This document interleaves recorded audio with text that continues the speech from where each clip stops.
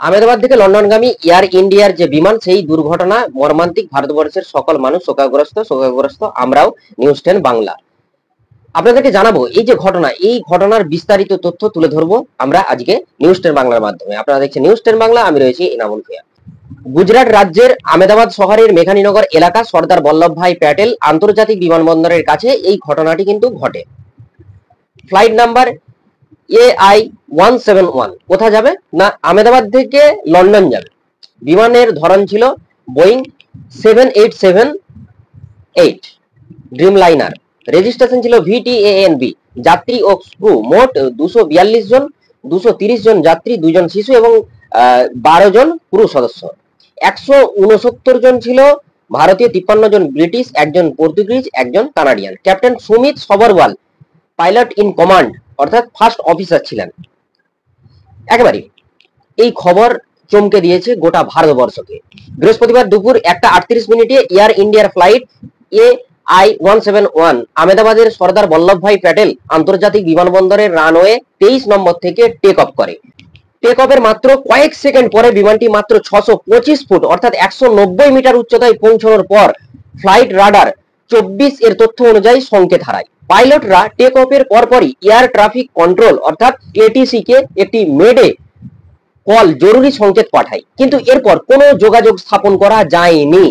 বিমানটি মেঘানীনগরের একটি আবাসিক এলাকায় বিজে মেডিকেল কলেজের ডাক্তারদের হোস্টেলের ডাইনিং এলাকায় আছড়ে পড়ে। দুর্ঘটনার পর বিমানটি বিস্ফোরিত হয়ে আগুন ধরে যায়, যা দীর্ঘ দূরত্ব থেকে দৃশ্যমান ঘন ধোঁয়ার স্তম্ভ সৃষ্টি করে। বিমানটি লন্ডনের দীর্ঘ যাত্রার জন্য সম্পূর্ণ জ্বালানি ভর্তি ছিল, যা আগুনের তীব্রতা আরো বাড়িয়ে দেয় এবং উদ্ধার কাজকে জটিল করে তোলে।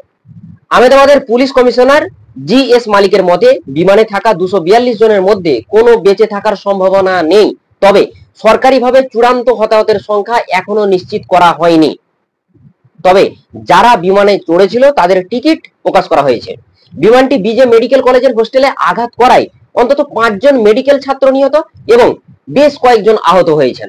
রয়টার্সের তথ্য অনুযায়ী, সংবাদ সংস্থা রয়টার্স তার তথ্য অনুযায়ী দুর্ঘটনাস্থলের একটি ভবন থেকে অন্তত 30টি মৃতদেহ উদ্ধার করা হয়েছে এবং আরো কয়েকজন আটকা পড়েছিল। বিভিন্ন সূত্রে প্রাথমিকভাবে 105 জন থেকে 170 জনের মৃত্যুর কথা জানানো হয়েছে, তবে সঠিক সংখ্যা নির্ধারণের জন্য তদন্ত চলছে এখনো। দুর্ঘটনার পরপরই ফায়ার ব্রিগেড, অ্যাম্বুলেন্স, পুলিশ এবং জাতীয় দুর্যোগ মোকাবিলা বাহিনী NDRF এর 6টি দল ঘটনাস্থলে পৌঁছে যায়। প্রায় 24টি অ্যাম্বুলেন্স আহতদের নিকটবর্তী হাসপাতালে নিয়ে যায়। বিমানের ধ্বংসাবশেষে এবং আশেপাশের ভবনে লাগা আগুন নেভানোর জন্য ফায়ার সার্ভিস কাজ করে। প্রায় 70 থেকে 80% এলাকা পরিষ্কার করা হয়েছে বলে পুলিশ জানিয়েছেন। আহতদের আহমেদাবাদের সিভিল হাসপাতাল এবং অন্যান্য নিকটবর্তী হাসপাতালে নিয়ে যাওয়া হয়। আসারওয়া সিভিল হাসপাতালে গুজরাটের মুখ্যমন্ত্রী ভূপেন্দ্র প্যাটেল পরিদর্শন করেন। দুর্ঘটনাস্থলের আশেপাশের রাস্তা বন্ধ করে ট্রাফিক ডাইভার্ট করা হয় যাতে উদ্ধার কাজে বাধা না পড়ে। অর্থাৎ একেবারে কিন্তু তৎপরতার সঙ্গে ভারত সরকারের বিভিন্ন দপ্তর তারা কিন্তু উঠে পড়ে লেগেছে এই উদ্ধার কাজে। কিন্তু এই যে ঘটনা, বিমান দুর্ঘটনা, এটা কেন হলো, তদন্ত কি চলছে? ভারতের বিমান দুর্ঘটনা তদন্ত ব্যুরো AAIB এবং সম্ভবত বোয়িং এর একটি প্রযুক্তিগত দল দুর্ঘটনার কারণ অনুসন্ধান করবে বলে জানানো হয়েছে। বিশেষজ্ঞরা মনে করেছেন টেক অফের সময় পাখির সঙ্গে সংঘর্ষ, বার্ড হিট বা উভয় ইঞ্জিনের ব্যর্থতা দুর্ঘটনার কারণ হতে পারে। বিমানটি সঠিক উচ্চতা অর্জন করতে ব্যর্থ হয়েছিল, যা ফ্লাইট রাডার 24 এর তথ্যে নিশ্চিত হয়েছে। এটা কিন্তু কনফার্ম হয়ে গিয়েছে। বোয়িং জানিয়েছে তারা প্রাথমিক প্রতিবেদন সম্পর্কে অবগত এবং আরো তথ্য সংগ্রহ করছে। এটি বোয়িং 787 ড্রিম লাইনার প্রথম দুর্ঘটনা, যা 2009 সালে চালু হয়েছিল। প্রধানমন্ত্রী নরেন্দ্র মোদী দুর্ঘটনাকে হৃদয় বিদারক বলে উল্লেখ করে একটি এক্স হ্যান্ডেলে পোস্ট করেছেন। স্বরাষ্ট্রমন্ত্রী অমিত শাহ এবং বেসামরিক বিমান পরিবহন মন্ত্রী রামমোহন নাইডুকে আহমেদাবাদে গিয়ে ক্ষতিগ্রস্তদের সহায়তা নিশ্চিত করার নির্দেশ দেন। ব্রিটিশ প্রধানমন্ত্রী কিয়ার স্টারম্যান দৃশ্যগুলিকে ধ্বংসাত্মক বলে উল্লেখ করেছেন। যুক্তরাষ্ট্রের পররাষ্ট্র মন্ত্রণালয় FCDO দিল্লি ও লন্ডনে সংকট দল গঠন করেছে। গুজরাটের প্রাক্তন মুখ্যমন্ত্রী বিজয় রূপানি বিমানে ছিলেন বলে জানা গেছে। গুজরাটের প্রাক্তন যিনি মুখ্যমন্ত্রী রূপানি, তিনিও ছিলেন ওই বিমানে। আদানি গ্রুপের চেয়ারম্যান গৌতম আদানি, ইউক্রেনের রাষ্ট্রপতি ভ্লাদিমির জেলেনস্কি, কানাডার হাইকমিশন এবং ইতালির দূতাবাস শোক প্রকাশ করেছে এই ঘটনায়। ভারতের বিভিন্ন রাজনৈতিক নেতা যেমন পশ্চিমবঙ্গের মুখ্যমন্ত্রী মমতা ব্যানার্জি এবং জম্মু ও কাশ্মীরের মুখ্যমন্ত্রী ওমর আব্দুল্লাহ শোক বার্তা জানিয়েছেন এই ঘটনাকে কেন্দ্র করে। তেলেগু অভিনেতা আল্লু অর্জুন এবং এনসিপি নেতা সুপ্রিয়া সুলে দুঃখ প্রকাশ করেছেন এই ঘটনায়। এই মুহূর্তে বিমানবন্দরের অবস্থা কেমন? দুর্ঘটনার পর সর্দার বল্লভভাই প্যাটেল আন্তর্জাতিক বিমানবন্দর সাময়িকভাবে বন্ধ ঘোষণা করা হয়েছে। বিকেল 4:05 থেকে সীমিত পরিসরে ফ্লাইট চলাচল শুরু হয় বলে জানা গিয়েছে। কেরালা থেকে আহমেদাবাদগামী ফ্লাইট সাময়িকভাবে স্থগিত করা হয়েছে। যে সমস্ত ফ্লাইট ছিল কেরালা থেকে আহমেদাবাদগামী, তাদেরকে সমস্ত সেগুলো কি করা হয়েছে না স্থগিত করা হয়েছে।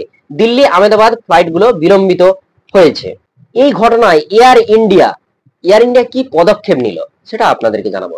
এয়ার ইন্ডিয়া একটি ডেডিকেটেড হেল্পলাইন নাম্বার প্রকাশ করেছে 180056914444। এছাড়া বেসামরিক বিমান পরিবহন মন্ত্রণালয়ের হেল্পলাইন নাম্বার তারা প্রকাশ করেছে।